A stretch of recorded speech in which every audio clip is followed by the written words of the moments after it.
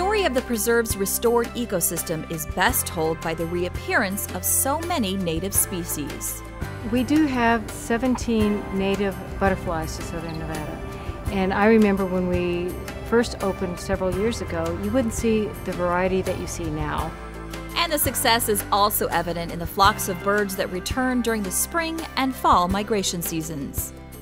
We have built up our species from under 20 to well over 100 different species coming through the area to use the Cienega for a resting place or for water.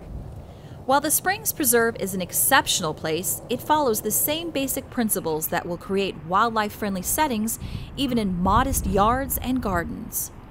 Providing food for wildlife, water, providing cover so the animals feel safe, and then just some garden practices that will not harm the wildlife that does come into their garden.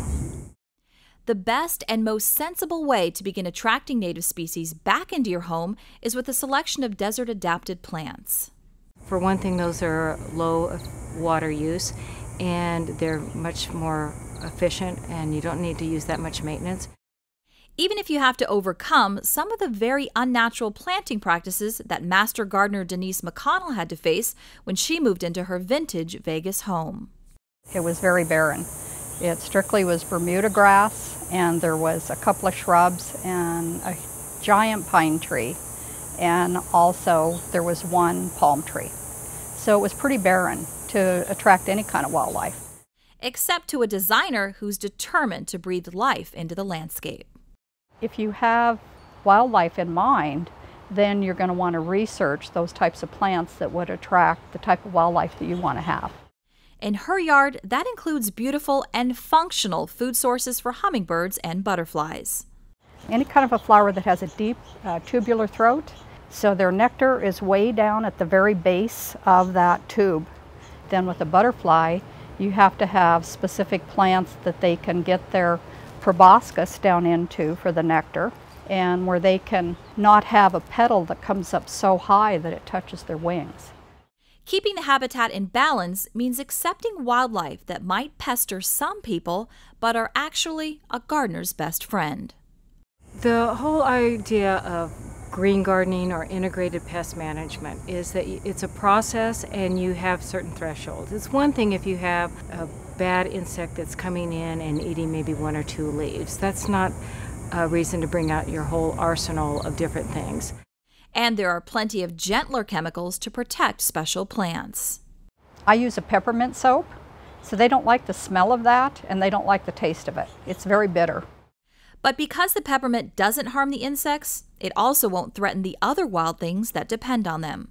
I didn't have lizards in my yard when I first moved here, and now I have lizards.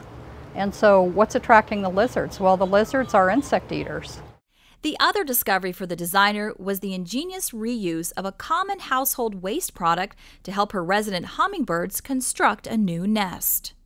I collect my dryer lint, and I collect it, in a sock-like thing, that you get like cantaloupe or watermelon in, that mesh. Tie it in your trees, and the birds use that for nest material. And the hummingbird nest that I have in the front actually looks like it came from that dryer lint that I have. I'm very thrilled about that. If you happen to get a thrill out of keeping the wild alive, the people and resources of the Springs Preserve are always ready to offer you ideas for your own landscape design, guidance in your wildlife certification process, or all the encouragement you need to play a nurturing role in the natural order of things. When I thought about the design of my landscape, what would bring a smile to your face? That's one of the things that brings a smile to my face is when I see all of that wildlife in my yard.